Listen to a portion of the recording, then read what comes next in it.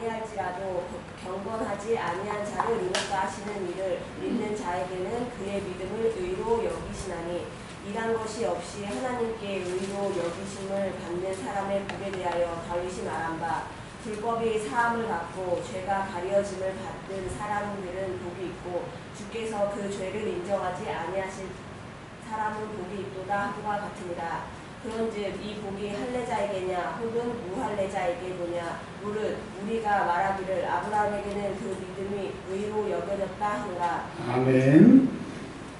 제가 가지고 있는 현대어 성경으로 4장 1절부터 3절까지 읽고요. 창세기로 넘어가도록 하겠습니다. 잘 들어보세요. 우리 유대 민족의 조상인 아브라함만 해도 믿음으로 구원받는 이 문제로 어떤 경험을 하였습니까? 하나님께서 그를 받아들이신 것이 과연 그가 선한 일을 했기 때문입니까? 정말 그렇다면 그는 그 일을 자랑하고도 남을 만하지요. 그러나 하나님이 보시기에는 아브라함은 내세워 자랑할 것이 하나도 없었습니다. 그래서 성경에도 여호와께서는 이렇게 믿는 아브라함을 흐뭇하게 생각하시고 그를 인정해 주셨다고 기록되어 있는 것입니다. 아멘. 기도하겠습니다. 하나님 감사합니다. 오늘도 변함없이 거룩하고 복된 주일을 우리에게 허락하시고 하나님의 말씀을 듣게 하시니 감사합니다. 말씀이 육신이 되어 우리 가운데 오신 예수님, 말씀을 들을 때 우리 안에 충만으로 임하여 주셔서 예수의 피가 강물처럼 흐르는 시간이 되게 하시고 우리 안에 내주하고 계신 성령님 마음껏 역사하여 주셔서 우리의 모든 묶인 결박이 풀리는 죄에서 자유함을 얻고 질병에서 노임을 받고 근심과 역정에서 해방되는 구원의 날이 되게 하여 주옵소서. 보라 은혜의 날이로다 구원의 날이로다 오늘 그 날이 되게 하여 주시옵소서. 우리 구주 예수 그리스도의 이름으로 기도합니다. 아멘. 창세기 15장을 한번 이렇게 펴봐 주시길 바랍니다. 오늘 본문 로마서 4장을 가지고 오전과 오후의 말씀을 볼 텐데요. 오후의 말씀을 로마서 4장으로 집중적으로 보고 그 전에 사전에 봐야 될 성경 말씀이 창세기의 말씀입니다. 창세기의 말씀을 15장부터 좀 설명드려 가면서 말씀을 좀 드리도록 하겠습니다. 15장을 찾아주시고요. 들어가는 말로 제가 오래전에 겪었던 이야기를 먼저 하고 시작을 하도록 하겠습니다. 여러분들이 좋아하시는 목사님들이 많이 계실 거예요. 또 집중적으로 그 목사님들의 설교를 듣고 계실 텐데 저는 어렸을 때 감리교 교회가 그 교회 부근에 있었습니다. 그래서 장로교에 다니지만 늘 갈증이 있어서 감리교회 철야를 다녀서 신앙생활을 했습니다. 지금 생각해보면 두 교회를 섬기는 그런 모습이었는데 여튼 장광영 목사님이라고 그 당시에 유명하신 감리교 목사님이 계셨어요. 근데 그 목사님이 대단하신 것은 암으로 이 성대가 이렇게 소리 내게 하는 그런 기능이 다 잘려서서 사람의 목소리가 나오지 않습니다. 근데 하나님의 은혜로 그분이 목소리가 나오고 설교를 하세요. 물론 허스키하고 듣기가 잘 어렵지만 당대의 큰 목사님이셨어요. 그 목사님이 금호동이라고 하는 곳에 큰 교회를 세우셨습니다. 참 은혜 많이 받았습니다. 그리고 이제 그분의 조카분께서 중앙식당이라고 하는 곳에서 교회를 개척하셨어요. 참 그 밑에는 술집이고 중간에 교회가 있고 그 위에는 당구장이 있고 주여 삼창합시다 그러면 당구장에서 당구공이 또록 떨어지는 소리가 막 들리는 그런 열악한 곳이었습니다.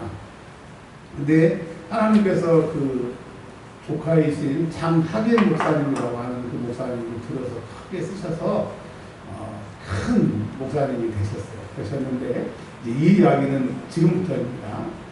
상판이라고 하는 금호제일감리교회 장광영 목사님이 세우신 기도원에 여름마다 집회가 있었습니다. 집회가 있었는데 많은 목사님들에게 은혜를 받았는데 그 중에 제일은 장하길 목사님, 장광영 목사님의 조카 목사님이 너무 웃기고 재밌고 능력도 있고, 그래서 한동안은 그 목사님의 팬이 돼서 열심히 은혜에 참석을 했습니다. 근데 듣도 보도 못한 장경동 목사님이라고 하는 분이 이제 정신 집회에 오신다고 해요. 근데 사람들이 수근수근합니다. 근데 저는 그 목사님이 누구신지 모르는데, 자, 원래 이제 낮 집회가 사람들이 제일 적게 모이는데 꽉 찬 거예요. 근데 그분이 입을 열어서 설교하는데, 전 태어나서 그런 목사님은 처음 봤어요.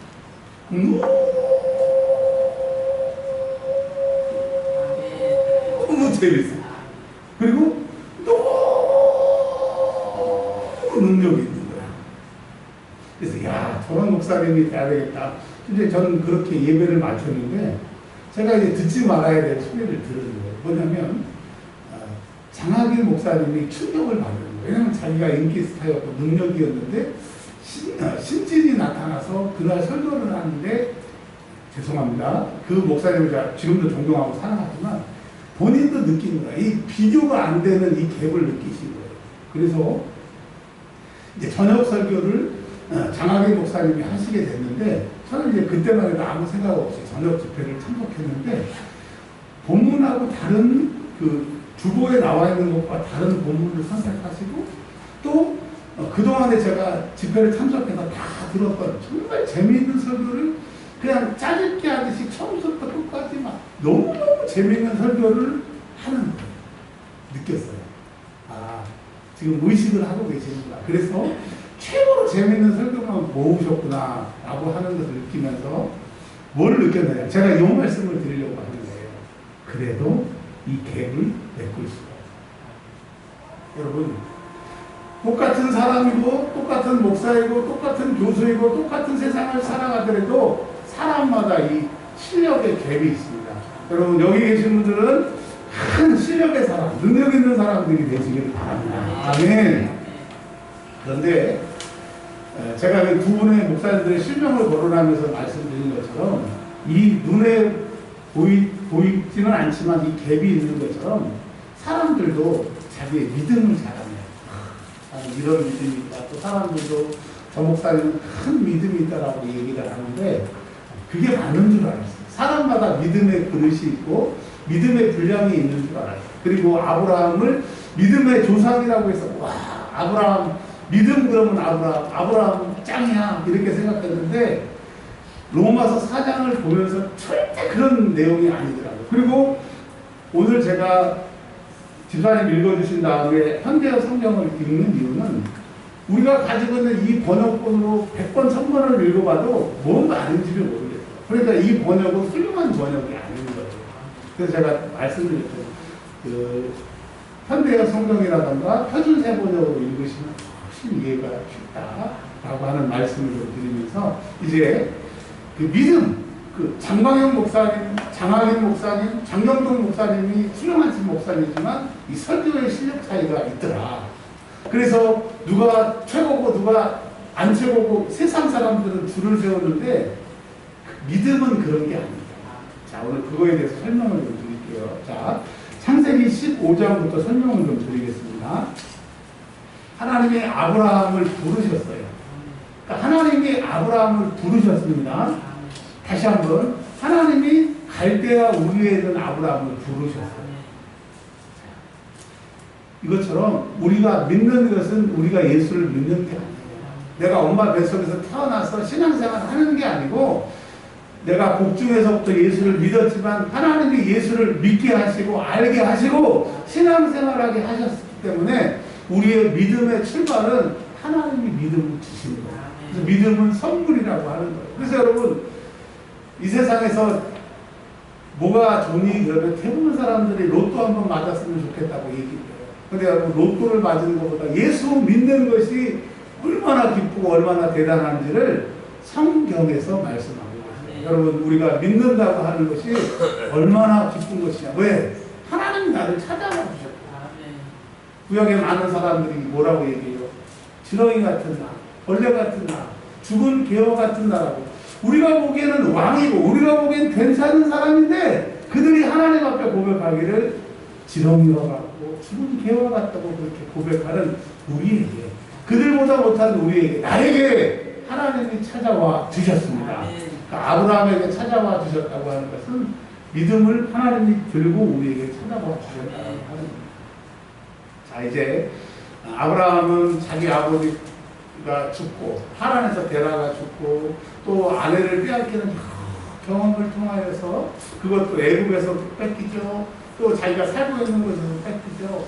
그 어려움을 통하여 하나님을 만나고 하나님을 알게 되고 하나님을 믿게 됐다라고 하는 거예요. 그러니까 여러분, 내 인생에 어렵고 힘든 것이 의미 없는 것이 아니라 하나님을 알게 하시고 하나님이 어떤 분인지를 깨닫게 하는 하나님의 그 과정이라고.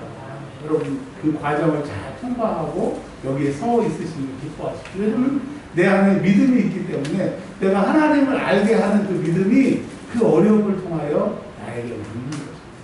바닷물을 모아가지고 한 드럼통을 불에다 끓이면 다 수증기 날아가고 소금 조금 남는 것처럼 내 인생, 내 나이만큼 어렵고 힘들게 살아왔지만 나에게 남는 이 결정체는 소금인 것처럼 그것이 믿음이라고 하는 거예요. 여러분, 나에게 그 믿음이 쌓여 있음을 감사하세요. 이 믿음이 그 어려움을 통하여 내가 하나님을 발견할 거예요.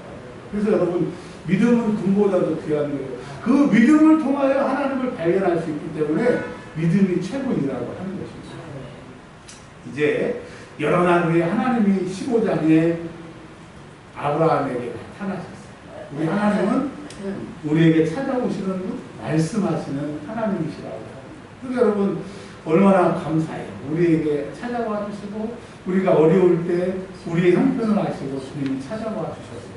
그러면서 15장 2절에 1절과 2절을 합쳐서 이렇게 하나님이 나는 너의 큰 상급이야. 찬송가에 있는 단어로 갔다 오면 나는 너의 기업이야.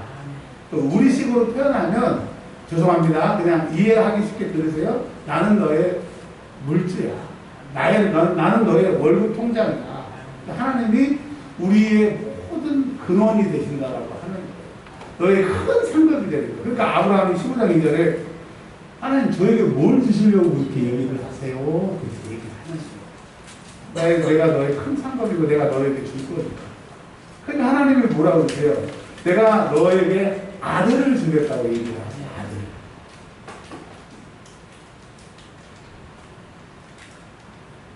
(15장 4절에) 내 몸에서 날짜가 내 상속자가 되리라. 근데 이때가 지금 아브라함이 아이를 원해도 아이가 생기지는 않는 거야. 근데 하나님이 찾아오셔서 나는 너에게 아들을 줄 거야. 그랬습니다.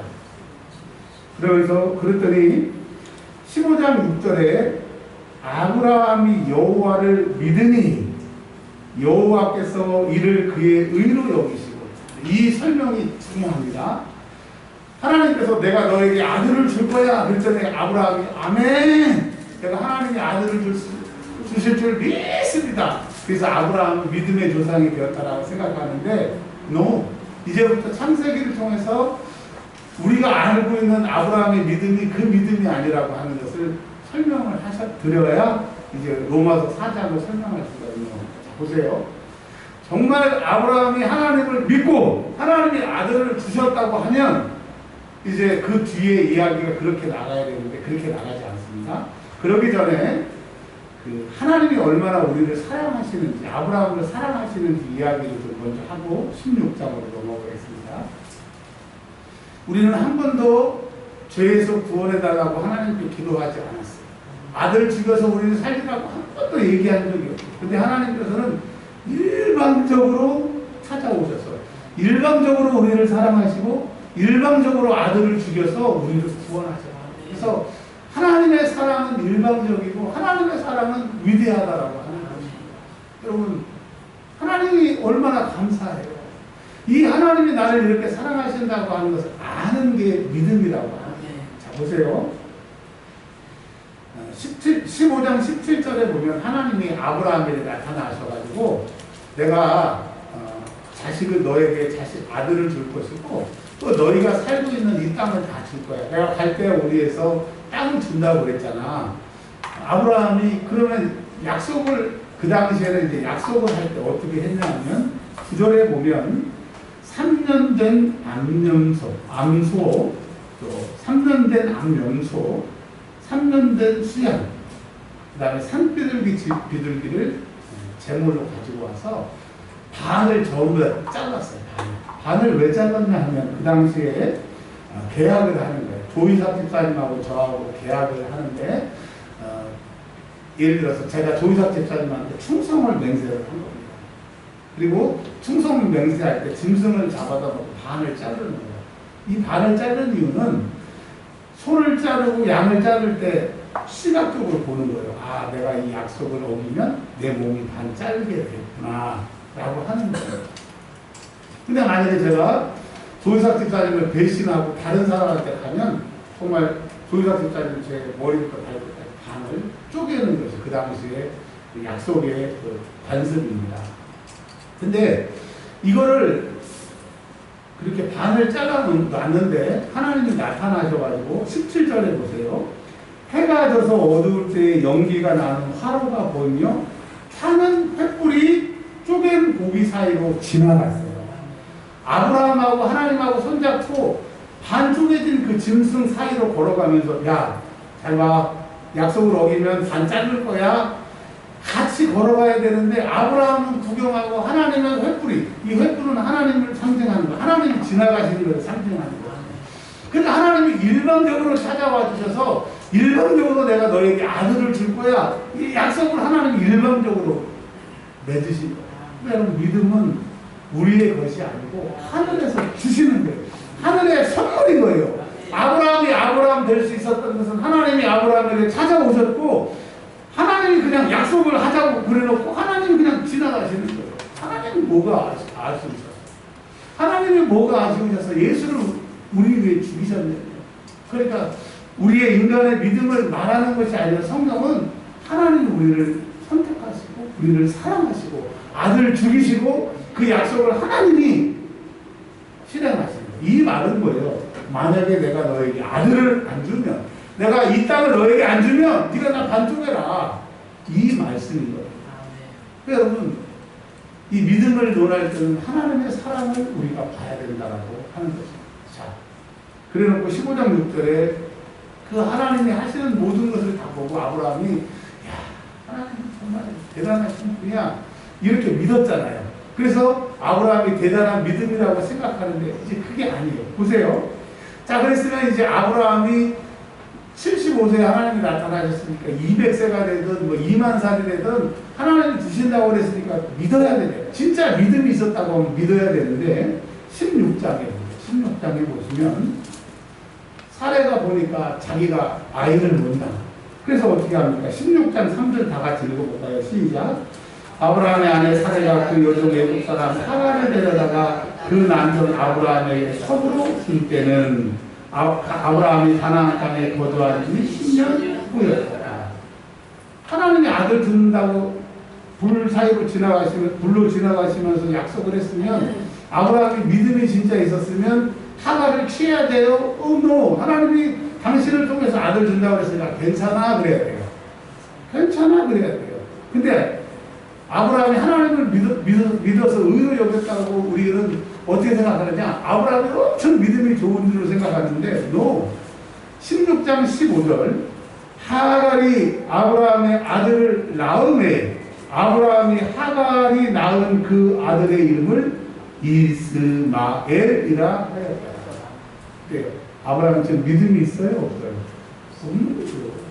믿음의 조상이라고 할 수가 없어요. 아브라함이 여호와를 믿었다라고 하는 말을 할 수가 없다라고 하는 거예요. 그래서 믿음이라고 하는 것은 인간에게서 하나님을 바라는 물 올라가는 것을 말하는 것이 아니라 하나님이 아브라함에게 주셔야 생기는 것이고 하나님의 선물이라고 하는 것을 하는 것입니다. 자, 한 가지 더 17장으로 넘어가야 되는데요. 이제까지는 이제 율법으로 구원받고 율법의 행위로는 구원받을 수 없다고 계속 신약 성경에서 얘기하는데 이스라엘 사람들은 우리가 율법을 지키면 의롭게 되고 믿음으로 살 수 있다고 하는데 보자, 율법으로 너희가 의롭게 살 수 있고 율법으로 믿음 있는 사람이 되는지 보겠다. 자, 창세기 17장 한번 볼게요. 17장 앞에가 16장입니다. 창세기 16장 16절에 보면 아브라함이 하나님을 믿었다고 우리가 알고 있는데 믿긴 뭘 믿어요. 하나를 취해가지고 아들을 낳아버렸는데 근데 그때가 86세였습니다. 86세. 자, 그리고 우리는 16장 16절에서 17장 11절로 넘어가는 데는 뭐 한 칸밖에 안 걸리는데 17장 1절에 아브라함이 99세 때에 여호와께서 아브라함에게 나타나셨다. 자, 86세에서 하나님이 나타나시고 그 후에 99세가 되도록 하나님이 아브라함에게 안 나타나십니다. 그러니까 여러분, 아브라함이 믿음이 있었으면 그렇지 않습니다. 그럼 99에서 86을 빼면 13이죠. 그러니까 하나님이 아브라함에게 나타나셔서 내가 이 약속을 안 지키면 나를 반을 쪼개라. 이렇게 하나님이 일방적으로 사랑해 주셨음에도 불구하고 아브라함이 하나님의 약속을 못 기다리고 이스마엘을 낳으니까 13년 동안 하나님이 아브라함에게 침묵하고 계셨다. 여러분, 절대 우리의 노력으로는 뭐 우리가 성경을 많이 보고 기도하고 뭐 별 행동을 다 해도 하나님을 만족시킬 수 없어요. 그 믿음 가지고는 하나님을 감동시킬 수 없어요. 이 땅의 믿음으로는 안 돼요.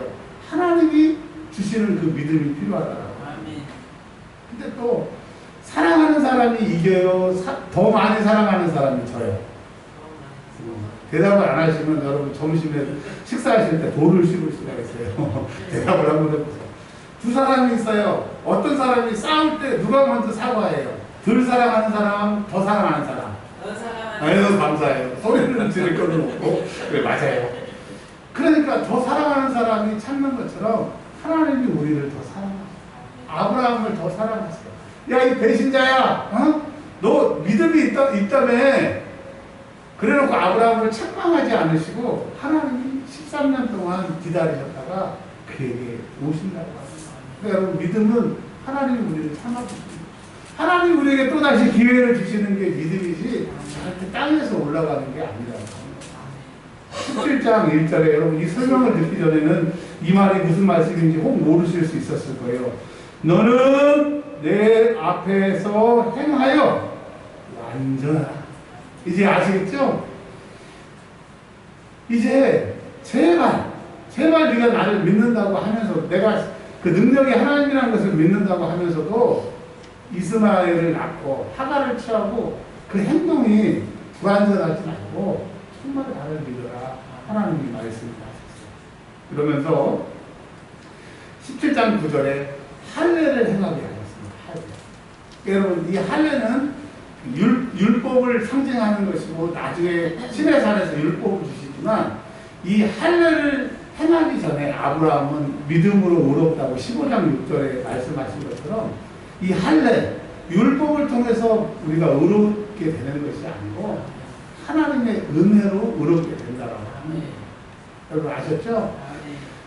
신약성경에 보면 이 율법을 하나님의 천사를 통하여 주시는 것이라고 되어 있어요. 하나님이 주셨지만 그러나 아브라함이 하나님에게 의인이라고 얘기를 들은 것은 할례, 즉 율법을 받기 전이라고 합니다. 그래서 여러분 율법으로 구원받는 것이 아니라 믿음으로 은혜로 구원받는데 이 신약성경에 예수님이 오신 그 은혜, 그 믿음이 이미 아브라함 때부터 있었다고 하는 것을 로마서 4장이 얘기를 하고 있습니다. 자, 여러분 이제 로마서 4장으로 돌아와서 오전의 말씀의 그 정리를 한번 하도록 하겠습니다. 지금 도대체 로마서는 믿음에 대해서 얘기를 하고 있는데 로마서 4장은 무엇을 얘기하는지를 좀 말씀드리려고 합니다.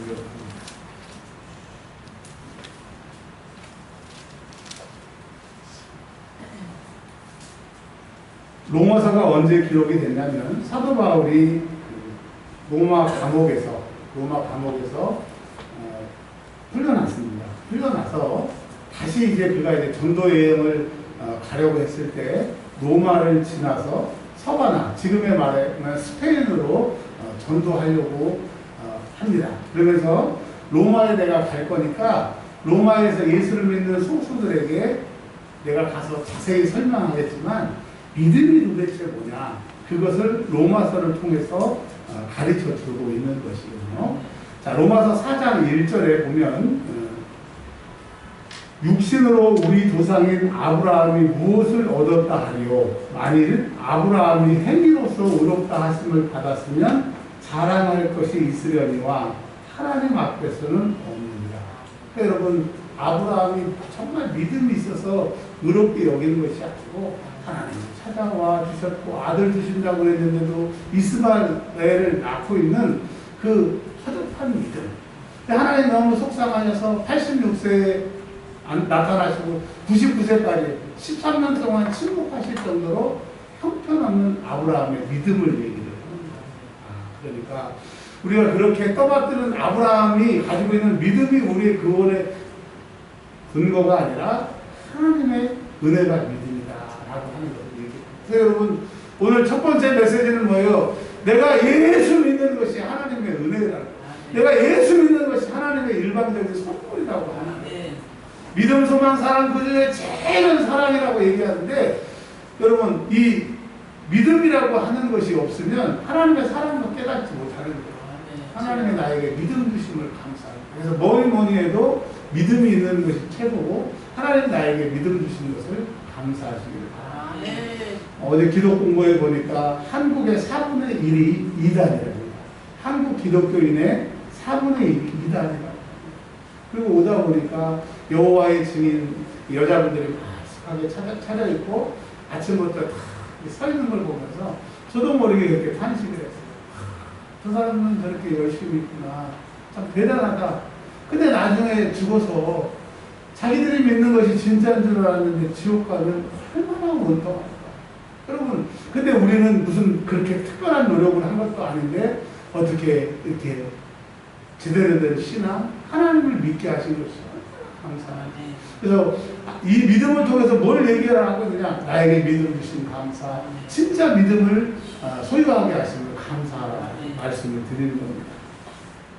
그래서 3절에 성경이 무엇을 말하느냐, 아브라함이 하나님을 믿음에 그것이 그에게 의로 여겨짐과 되었느니라. 이 얘기는 아브라함이 믿음이 좋아서 하나님을 믿는 것이 아니라 하나님이 아브라함에게 아브라함 될 수 있는 믿음을 주셨기에 아브라함 된 것이고, 다윗이 다윗 된 것은 하나님이 다윗에게 일방적인 믿음을 주셔서 믿음의 사람이 된 것이고, 사도 바울이 나 된 것은 오로지 주의 은혜라. 그러니까 내가 박해하고 핍박했던 내게 예수님이 찾아오셔서 나를 이방의 사도로 부르시고 그 능력을 나에게 주셔서 내가 복음 전하는 자가 되었고, 내가 너희를 위하여 내 목숨이라도 내놓고 싶다라고 그런 사람으로 바꾸는 것은 하늘의 믿음이 그에게 내려오는 거예요. 그게 여러분 로마서 4장을 통해서 뭘 말씀하고 계시는 거예요? 큰 믿음을 구하라. 큰 믿음이 너희에게 오면 큰 믿음의 사람이 된다. 자꾸 요즘에 드리는 말씀이 너무 충격적인 말씀이에요. 다시 한번 드리면, 제가 최근에 조용기 목사님 개척하셔서 은퇴하셨을 때까지 설교를 모아놓은 게 있습니다. 녹음 테이프가 있어서 그걸 이렇게 듣는데 조용기 목사님이 계속 그 얘기를 하시는 거예요. 설교할 때마다 계속 그 얘기를 하셨는데 처음에는 몰랐어요. 근데 어느 순간 딱 들리더라고요. 제가 서대문에서 그렇게 죽을 똥 살 똥 목회를 했는데 100명이 안 넘어요. 근데 하나님께서 하루에 5시간 기도하라고 하셔서 그때부터 5시간씩 기도했더니 76만 명이 됐습니다. 그 얘기를 설교 때마다 하셨는데 저는 그걸 못 들었는데 어느 순간부터 들리더라고요. 그러면 76만이 될 수 있는 그 능력이 하늘에서 오니까, 우리 식으로 바꾸면 그 믿음이 오니까 그렇게 되는 거예요. 그러니까 여러분, 우리는 내가 비용이 작고 실력이 그렇고 대인관계가 안 좋고 언변이 안 좋고 우리 인간적인 것에 문제를 찾는 거예요. 우리 은혜와 평강교회가 뭐 인천에 있고 구월동에 있고 모래내 시장에 있고, 하나님의 능력이 없어요. 이 종에게 그 능력이 없기 때문에. 그래서 여러분, 하나님에게 큰 능력, 큰 믿음을 구하시기를 바랍니다. 하나님, 이 사업을 성공할 수 있는 믿음을 주세요. 이 은혜를 주세요. 기도하시고 그 능력이 오면 되는 거예요. 그러니까 여러분, 돈 꾸러 다니고 사람 만나러 다니지 말고 능력을 구하세요. 예수님이 이렇게 말씀하셨습니다. 내가 하는 게 너희에게 유익이야. 제자들은 예수님이 안 가셔야 유익인데 하신다고 그러니까 이해가 안 되죠. 눈을 동그랗게 뜨고 있는 거예요. 그러니까 뭐라고 설명하세요? 내 이름으로 너희에게 오시는 성령이 계시니, 보혜사가 계시니, 이 보혜사는 헬라말로 파라클레토스라고 하는 단어를 쓰거든요. 이 파라클레토스라고 하는 이 말의 뜻은 뭐냐면 옆에 서 있어서 도와준다. 근데 여러분, 예수님이 가시는 게 왜 능력이냐? 성령님을 우리에게 보내셔서 그 성령님이 우리를 옆에서 도와주시기 위해서 예수님이 가셔야 된다라고 하는 거예요. 그런데 그 성령님이 오실 때 뭐라고 그러냐면 너희는 위에서 능력이 내릴 때까지 예루살렘을 떠나지 말라라고 했어요. 예수님이 보내신 성령이 능력으로 우리에게 올 때까지 예루살렘을 떠나지 말라고 했는데 그 성령이 오시면 오직 성령이 너희에게 임하시면 너희가 뭘 받는데요? 권능을 받는데요. 한번 따라서 하겠습니다. 권능. 권능은 권세 플러스 능력입니다. 자, 권세는 뭐예요? 대통령이 지나가시는 거 봤어요? 전부 도로가 통제가 되고 전부 파란불이야. 이야, 그거 하고서 그런 거 한번 하고 싶어서라도 대통령 돼야 되겠어. 그게 권입니다. 권력을 말하는 거죠. 권세, 능력이에요. 여러분, 우리는 이제 시즌이 되면, 겨울철이 되면 파카나 코트를 사러 갑니다. 한 번에 비싼 거 탁 사요? 아니면 여러 번 돌아보고 사요? 죄송해요. 여러분은 한 번에 탁 하시는데 저는 여러 번 돌아보고 비교해서 사요. 근데 여러분, 만약에 여러분이 주머니에 1,000원이 있다. 그럼 백화점 가서 돌아봐요. 마음에 드는 것마다 다 사요. 다 사요. 그런 은혜가 저와 여러분에게 있기를 축원합니다. 네. 아멘 하신 분에게 일어나기를 축원합니다. 네. 아까 한 사람, 지금 한 사람 말고. 여러분, 권세와 능력이라고 하는 게 이런 거예요. 이 세상에서는 우리가 권력이 없고 능력이 없기 때문에 문제인 거예요. 저걸 못 사서가 문제가 아니라 그걸 살 능력이 없는 거예요. 그러잖아요. 아내들이 뭐 이제 연말이니까 뭐 연탄도 사야 되고 기름도 사야 되고 집세도 내야 되고 애들 학비도 내야 되고 뭐 뭐도 내야 되고 뭐도 내야 되고 그러면 간단해요. 얼마면 돼? 얼마면 돼? 뭐 100만 원이다. 그럼 내 주머니에 1,000만 원이 있으면 해결되는 거예요. 그러니까 여러분, 성령은 우리에게 능력이 없는 우리에게 권세와 능력을 오셨기 때문에 여러분 성령 충만 받으시길 바랍니다. 그러니까 성령이 믿음이고 하늘에 주시는 그 능력이라고 하는 거예요. 절대 땅의 것, 내 노력으로 뭘 하려고 하지 말고 하늘의 믿음, 하늘의 은혜, 하늘의 능력으로 사시길 주의 이름으로 축원합니다. 마지막 하나만 더 말씀드릴게요. 오직 성령이 너희에게 임하시면 권능을 받고, 자, 그 다음에 뭐라 그랬어요? 예루살렘보다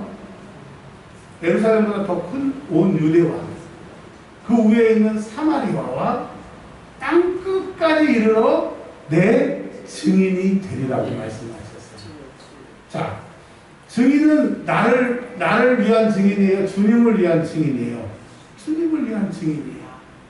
근데 우리가 예수를 믿고 신앙생활을 하고 교회를 하고 선교를 해도 증인인데 제자의 삶을 사는데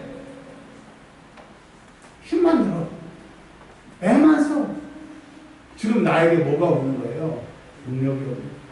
다른 식으로 말하면 하나님이 권능을, 다른 식으로 말하면 믿음이 나에게 안 왔기 때문에 이게 문제인 거예요. 주님이 이렇게 말씀하십니다. 너희에게 견자실 만한 믿음이 있으면 큰 산을 바다에 던지우라 해도 순종한다고. 그러니까 여러분, 오늘부터 뭐 주세요 하지 말고 믿음을 구하시길 바랍니다. 구하실 때 아브라함보다 더 큰 믿음을 구하셔서 성경이 좀 바뀌었으면 좋겠어요. 믿음의 조상이 아브라함이 아니라 여러분이 되시기를 주의 이름으로 축원합니다. 한 1분만 말씀을 생각하면서 기도하겠습니다. 하나님 아버지,